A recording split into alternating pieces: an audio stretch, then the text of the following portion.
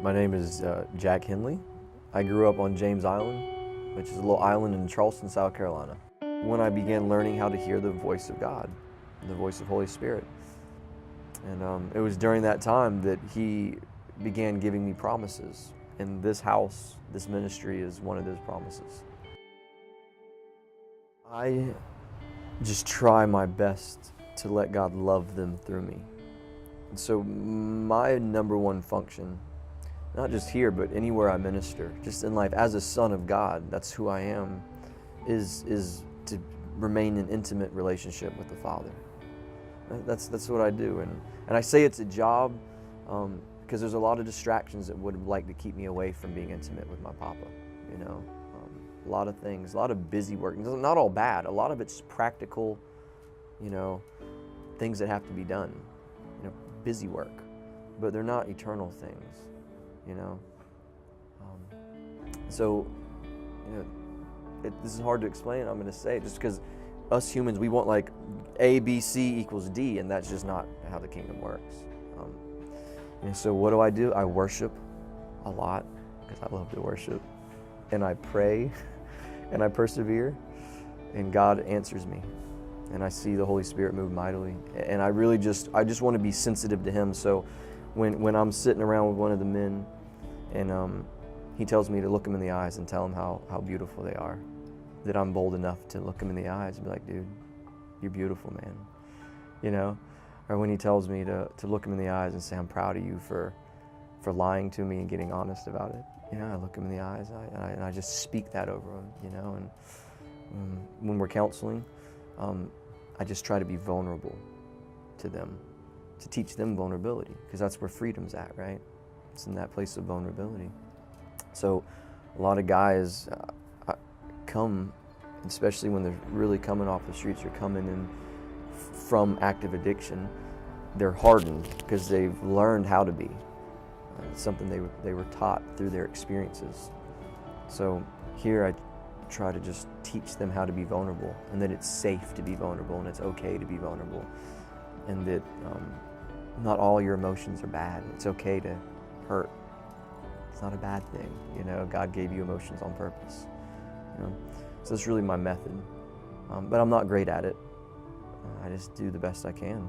You know, I'm just a regular dude, man, you know, who's crazy enough to believe God.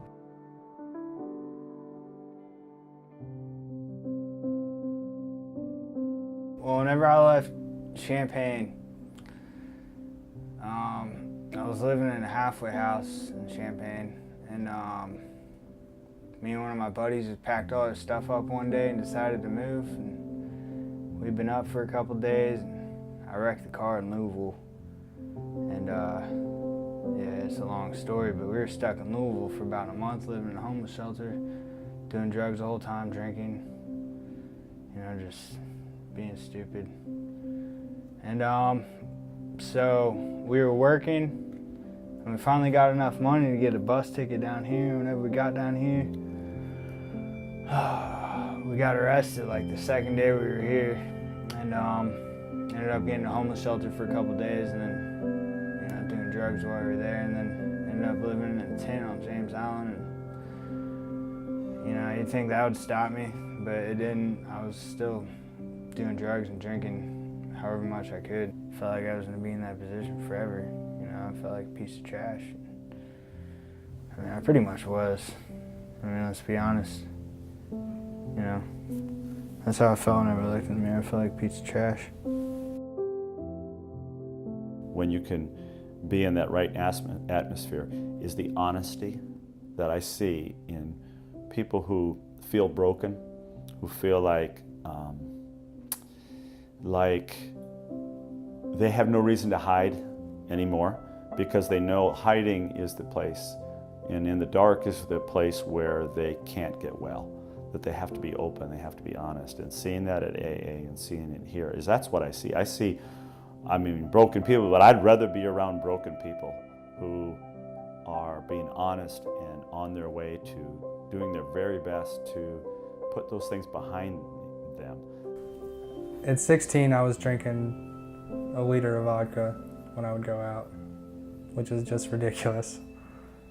But I started drinking and smoking pot and all the, normal high school kid stuff, and then slowly started dabbling in some other things, and I found Xanax. And really when I found Xanax, that was it. I fell in love.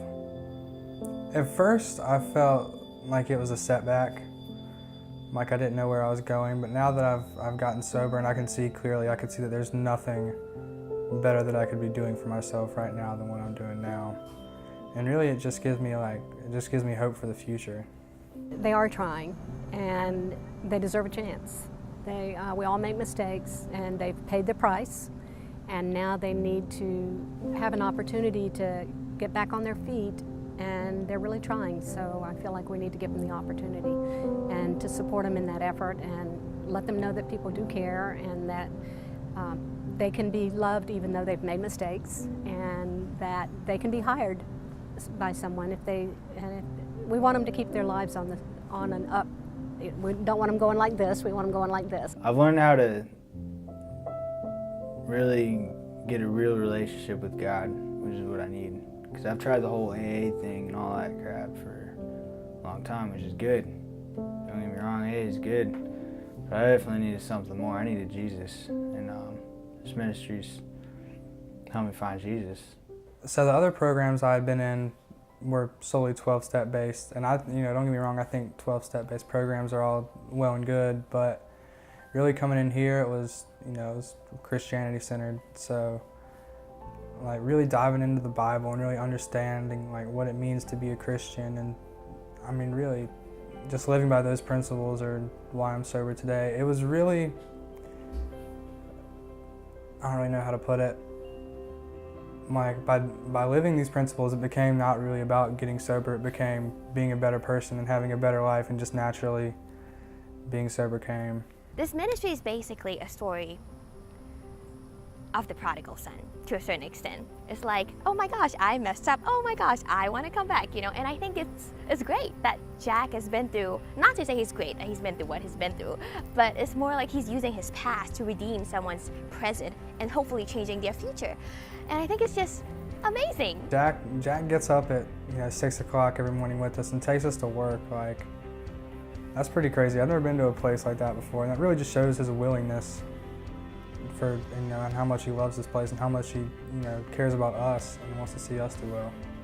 Yeah, Jack's really gotten vulnerable with me and become a real mentor to me. Yeah, he's done everything he could for me and really just poured into me. I mean, as much as he can. I love him, I've waited 8 years to turn 21, like imagining it, like could not wait to turn 21. And now that I'll be 21 in a couple weeks, like it's kind of amazing that I'm gonna be sober. Like looking back on it, if you told me I was gonna be sober on my 21st birthday, I would not have believed you. But I guess the crazy part is that I'm happy that I'm gonna be sober on my 21st birthday. I'm excited. I know that I don't have to live that way anymore. Living in God's will now, and I feel like God's happy with me, so I'm happy with me.